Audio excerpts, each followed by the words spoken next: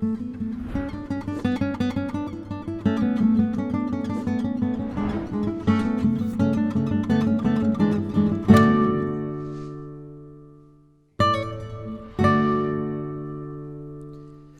I'm Father Chad Hatfield, the president of St. Vladimir Seminary in Yonkers, New York, sending my greetings to all of you who are involved in OISM. I've been involved with OISM myself for many years now, first as the dean of St. Herman Seminary in Kodiak, Alaska, and then later my time here at St. Vladimir Seminary.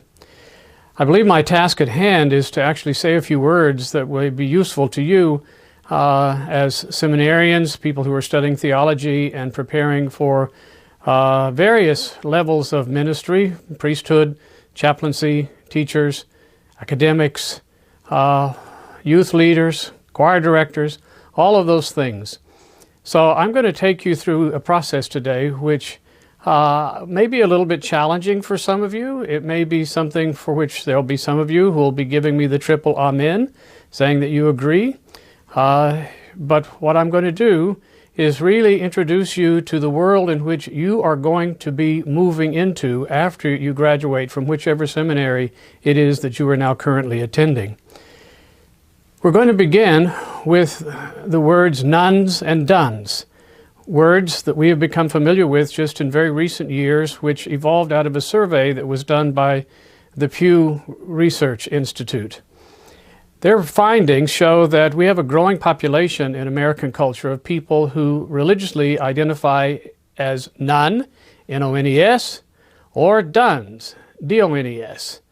That means that they have no religious affiliation, or they used to have and now they're done. Now, this particular citing from a sociological study has attracted a lot of attention and a lot of concern because it's certainly spiking upwards. But here's the truth. And I want to introduce you to several books today, in addition to being, the president of St. Vladimir's and the professor of pastoral theology. I sell books. And you can order these books through St. Vladimir Seminary Bookstore or your favorite bookstore. But I'm going to begin with this one. This one is titled The Triumph of Faith: Why the World is More Religious Than Ever by a religious sociologist at Baylor University, Rodney Stark. Rodney Stark has published many books, but this one I particularly say should be in your library because he takes on not only the process of how the Pew survey came to its conclusions regarding nuns and duns, but he actually makes the case that the world has become more religious than ever, despite many years of hearing from people who were saying that religion would fade, that the God is dead movement of the 1960s would eventually really take deep root and people would walk away from their religious faith. Well, the truth of the matter is many people are walking away from Christianity, especially an anemic form of Christianity, which isn't feeding the faithful with a full-blooded presentation of the gospel, but instead some kind of watered-down, weakened presentation. People are walking away from that. There are two things that are important here. If you think that light religious expression, that's important for us as Orthodox because our reputation is we aren't light, that we are a full-blooded, heavy, as our name implies, Orthodox tradition. The fastest growing religious movement within the American prison system for women is Wiccanism because witchcraft supposedly empowers women, and amongst men in the prison system it is Islam. Again, neither one would be labeled as light. We've seen a great spike in a return to folk religions. For instance, Iceland. Iceland, small country, small population, largely of a Lutheran background. Now, over 50% of the people in Iceland have re-embraced a belief in huldufolk. If you don't know what huldufolk are, they're little people, leprechaunish kind of people who live in the woods. You want a really good new style job in Iceland? Well, they employ people who survey land to make sure that any construction wouldn't disturb the huldufolk. So the world is becoming more and more religion. It's just becoming more and more, I would say, not post-Christian, but actually aggressively anti-Christian. So the case is made here with Rodney Stark about the world is not simply atheist or confused about Christianity. It's literally walking away from it. That's a great challenge for all of us who are Orthodox and are moving into various aspects of ministry, especially the catechetical side, the teaching side of our faith. Here's another book. This is a new one. This is a 2020 book by Tamara Isabella Burton. Now, her book describes the world as godless. That's, of course, different than the way that is described by Rodney Stark. But actually, when you read her book, which is titled Strange Rites, New Religions for a Godless World, what are you going to learn? Well, you're going to learn a lot of things about how various political and secular movements have actually become a competing kind of religion. I like to quote Father Alexander Schmemann, who said that the definition of secularism is the absence of worship. I have a little difference with my great predecessor here, Father Alexander, in that in his time writing in the 70s and the 80s, he said that secularism was not a competing religion because it was man-centered. I believe actually that it's become a very aggressive competing religion in our culture, and that they have developed a pantheon of gods within secularism, and there are lots of litmus tests that will prove that case. One of the most interesting things I learned in this particular book, which has been described by many people as one of the most important books of this year, especially in the religious field, is the definition of people who are what are called remixed. Remixed people are those who like going through a salad bar or a smorgasbord. They'll have a little bit of this and a little bit of that, which is why you find people who still identify themselves as Christians, but have, say, re-embraced reincarnation. So that's your second one.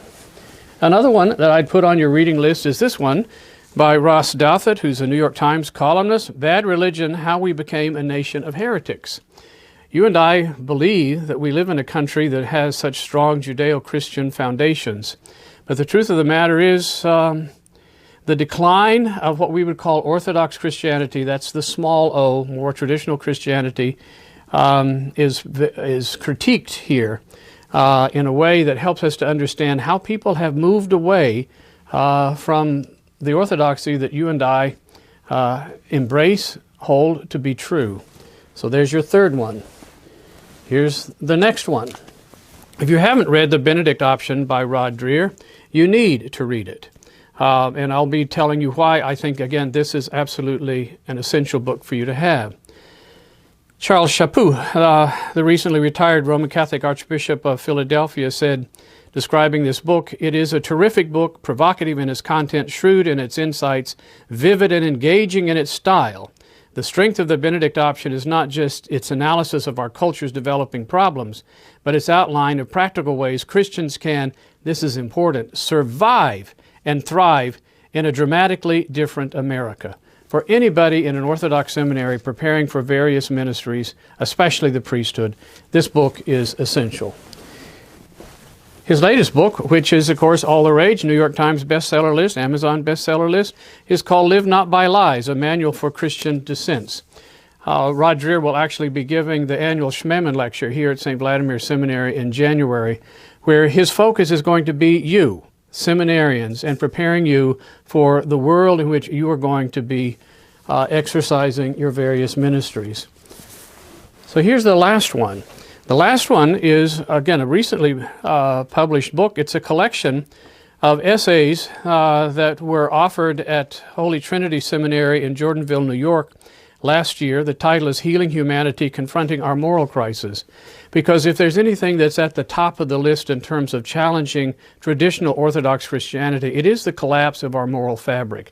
So this is the one that I would recommend as the final book. So where is all of this going?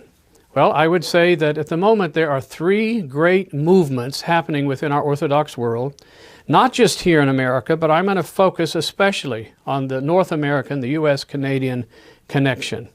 And that is, these three movements are first, the Benedict Option, taken from the movement of St. Benedict of Nursia, who, when pagans overran Rome, Christians had to flee to the hills in order to just survive the pagan overtake.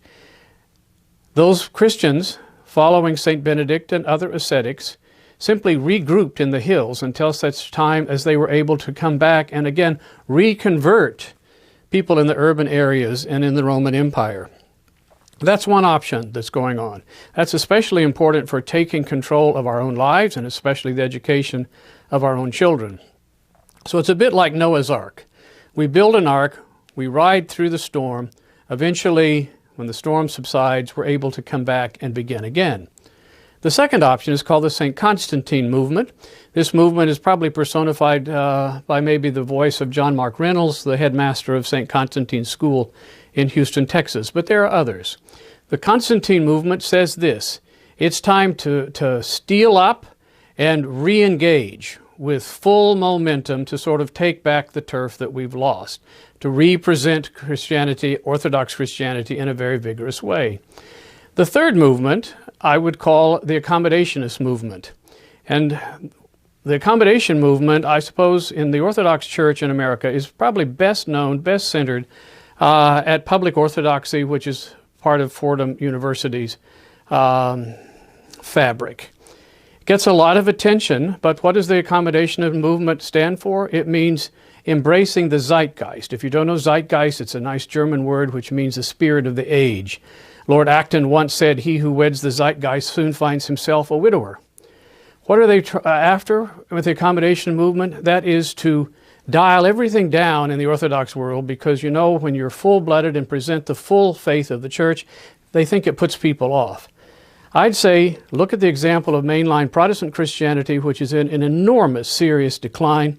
If the accommodationist movement within Orthodoxy is following that style, we'll find ourselves totally empty, because an accommodationist church has nothing to offer an anxious world. So I'm not projecting for you, doom and gloom. I am projecting to you a reality of what you're going to be facing. And part of being in seminary means you're toughening yourself up and you're getting ready to be the best Orthodox Christian apologist for the faith that you can find anywhere in the world, because the 21st century challenges are waiting for you.